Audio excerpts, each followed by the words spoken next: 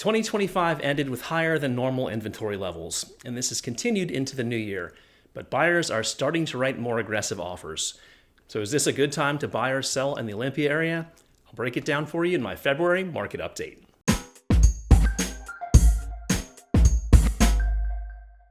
Hi friends, I'm Realtor Scott Tompkins, your 360 agent. I live right here in beautiful Olympia, Washington, and here are my key takeaways about the real estate market in Thurston County for February 2026. The number of new listings was up about 14% from 2025. Our active inventory is up about 50% higher over this time last year. Pending sales are up about 11% from 2025, and closed sales increased by about 3%.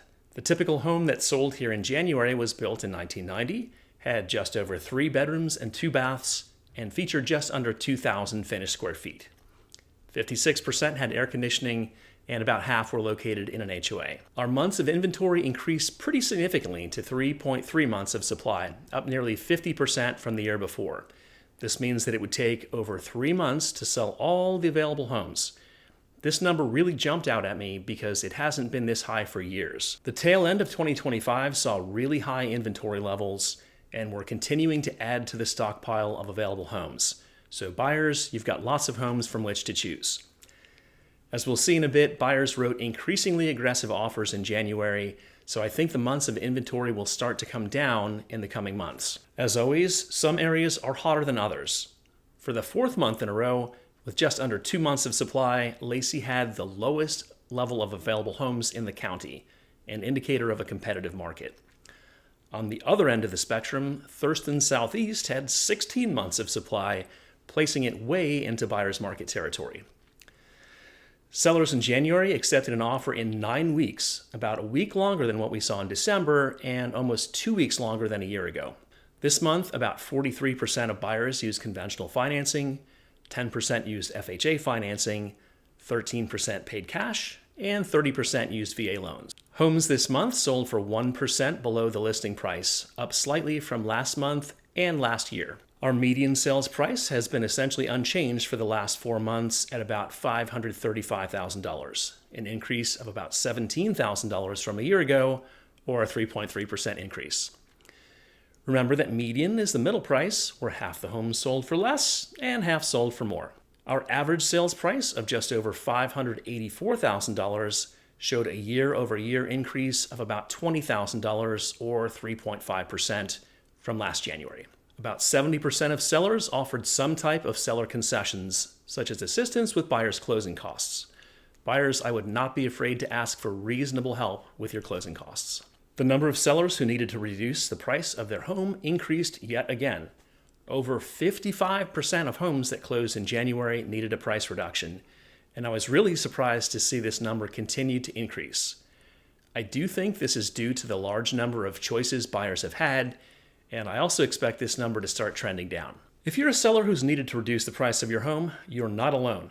The median price reduction for homes that needed them was about 4.5%, so a typical total price reduction would be a little over $24,000 in our market. Now let's take a look at how hot the market is by looking at several of my favorite stats. These are straight from offers that buyers made in January. First, multiple offers. This month, about 1 in 4 pending homes had multiple offers. Buyers haven't gotten this competitive since last May. Next, we had 36% of buyers waiving inspections, up sharply from last month's 22%. This is a sure sign that buyers are feeling the need to find an edge over other buyers. And remember, a home purchase is probably the biggest financial decision of your life, so I do not recommend skipping inspections. Opt for a pass-fail inspection instead. Finally, 9% of buyers used an escalation addendum, a tool that automatically increases your offer to beat other buyers. This has been running 5% or less since July, so this is a fairly sharp increase and an indicator that buyers are willing to spend more to get the house. Before I offer my final thoughts, please hit that subscribe button and like this video so that YouTube knows you've gotten something out of it. I really appreciate it. So is this a good time to buy or sell a home in the South Puget Sound? Here's my take. Buyers, a couple of numbers surprised me this month, like more sellers doing price reductions, but I'm struck by the number of homes with multiple offers, waived inspections, and escalation addenda. Inventory levels are still high, and I think buyers haven't felt pressure to act quickly. But I think we're approaching an inflection point where things pick up speed. If you're planning to buy a home this year, go get pre-approved now. And I'd love to grab coffee or schedule a Zoom to go over your home search priorities. And do yourself a favor and watch my home buyer education videos that walk you through the entire purchase process. Sellers, it's been a long road for many of you, I know. More homes are coming to the market every day, and although I'm sure it feels like there's a lot of competition, I also get the sense that there's a renewed sense of optimism as we approach spring. Definitely do yourself a favor and get your home looking great and market ready. That includes tackling those maintenance tasks, decluttering so that the space feels bigger, and depersonalizing so that buyers can visualize making their own new memories in the home. And I'm always happy to run a comparative market analysis on your home so that you can see what your potential profit would be. Enjoy this weather as we head into spring.